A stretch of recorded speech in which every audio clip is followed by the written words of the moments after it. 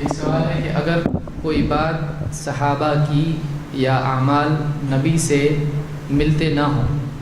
تو ہم صحابہ کے اعمال لیتے ہیں یا نہیں؟ اگر لیتے ہیں تو کیوں ہم غلطی پر ہوں گے؟ کیا ہم غلطی پر ہوں گے؟ اس طرح کا سوال ہے۔ شیخ عبید الرحمن جواب دیں۔ سوال اگر کوئی عمل نبی صلی اللہ علیہ وسلم سے ثابت نہ ہو لیکن صحابہ سے ثابت ہو تو کیا وہ لینا صحیح ہوگا یا نہیں؟ دیکھیے، کتاب و سنت کے اندر جو احکام اور مسائل ہمیں مل جائیں، اس کے مل جانے کے بعد ہم اسی کے پابند ہیں، ہمیں وہی اختیار کرنی چاہیے، اللہ اور اس کے رسول کی اطاعت۔ اگر اس کے موافق صحابہ کا بھی عمل ہے الحمدللہ، اور اگر ایسا ہوا کہ بعض مسائل میں ہمیں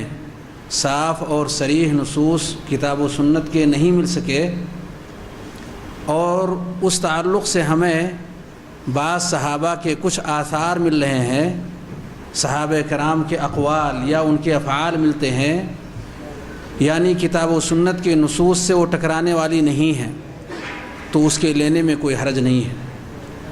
اگر صحابہ کرام سے کوئی چیز ثابت ہو، ایسی چیز جو کتاب و سنت سے ٹکراؤ کی شکل والی نہ ہو، تو اس کے لینے میں کوئی حرج نہیں ہے، اسے اختیار کیا جا سکتا ہے۔ لیکن اگر ایسا عمل ہے جو کتاب و سنت سے ٹکراؤ کی شکل اختیار کرتی ہے، تو ایسے میں کتاب و سنت کے نصوص ہی کو مقدم کیا جائے گا۔ اس کی ایک مثال عبداللہ ابن عباس اور عبداللہ ابن عمر رضی اللہ عنہما، ان دونوں نے لوگوں کو دیکھا کہ وہ لوگ حج تمتع سے منع فرماتے ہیں، اس لیے کہ حضرت ابو بکر اور حضرت عمر رضی اللہ تعالی عنہما ان لوگوں نے اس سے منع فرمایا۔ تو عبداللہ ابن عمر رضی اللہ تعالی عنہما کہتے ہیں، اَأَمْرُ أَبِي يُتَّبَعْ أَمْ أَمْرُ رسول اللہ صلی اللہ علیہ وسلم، کیا میرے باپ کی بات مانی جائے گی یا پیارے رسول صلی اللہ علیہ وآلہ وسلم کی؟ یعنی میرے والد کی بات مانی جائے گی یا رسول کریم صلی اللہ علیہ وسلم کی؟ یعنی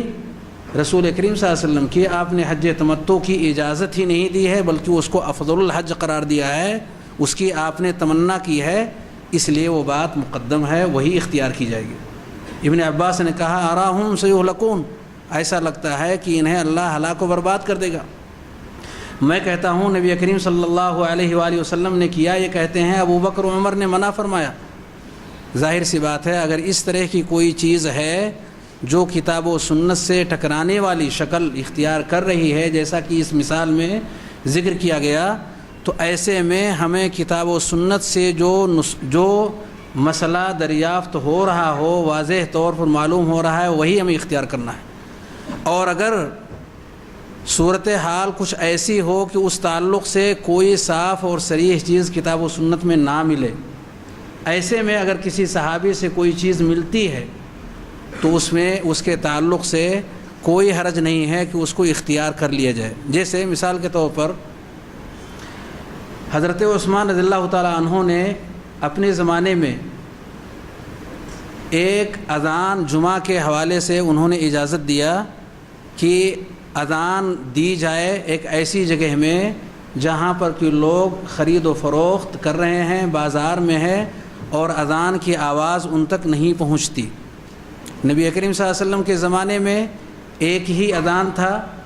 اور حضرت عثمان رضی اللہ تعالی عنہ نے اس اذان کے حوالے سے کہ لوگوں کو اس کی خبر نہیں ہو پاتی، وقت کا ان کو دھیان نہیں ہو پاتا، انہوں نے اس اذان کے حوالے سے کہا کہ مارکیٹ کے اندر، جو کہ مسجد سے قریب 1 کلومیٹر کے قریب میں وہ واقع ہے، وہاں پر زورہ نامی مارکیٹ کے اندر انہوں نے اس اذان کے حوالے سے یہ بات کہی کہ وہاں اذان دے دی جائے تاکہ لوگوں کو اس کی خبر ہو، اس لیے کہ اذان کا جو مقصد تھا وہ ان کی نگاہوں میں تھا کہ اس سے مقصود یہ ہے کہ لوگوں کو نماز کے وقت کی خبر ہو جائے، اور خبر ہو نہیں پاتی،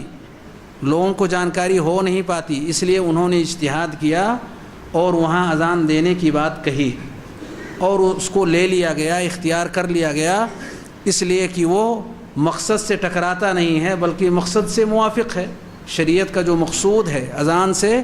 وہ مقصود وہی ہے جو حضرت عثمان رضی اللہ تعالیٰ عنہ نے پیش کیا۔ لیکن اگر صورتحال ایسی ہو جائے جیسے کہ اب ہو چکا ہے کہ پہلی اذان کی آواز وہیں تک پہنچتی ہے جہاں تک دوسری اذان کی آواز پہنچتی ہے، تو حاصل اتنا ہی رہا جتنا کہ پہلے اذان سے حاصل رہا۔ ان کا جو مقصود تھا وہ اب حاصل نہیں رہا، یعنی اس لاؤڈ اسپیکر کے ذریعے سے ہمارا وہ مقصود جو حضرت عثمان رضی اللہ تعالیٰ عنہ نے سوچا تھا وہ گویا کہ پورا ہو رہا ہے۔ اس لیے ہمیں اب اسی طریقے پر لوٹنا چاہیے جس طریقے پر نبی کریم صلی اللہ علیہ وآلہ وسلم، حضرت ابوبکر اور حضرت عمر کے زمانے میں ایک اذان پر اکتفا کیا جاتا تھا۔ تو یہ ہے در حقیقت ہمارا موقف کہ جب کسی صحابی سے کوئی ایسی چیز ملے جو کتاب و سنت کے مخالف نہ ہو، اس کے موافق ہو یا خاموش ہوں، تو ایسے میں اسے لینے میں کوئی حرج نہیں ہے۔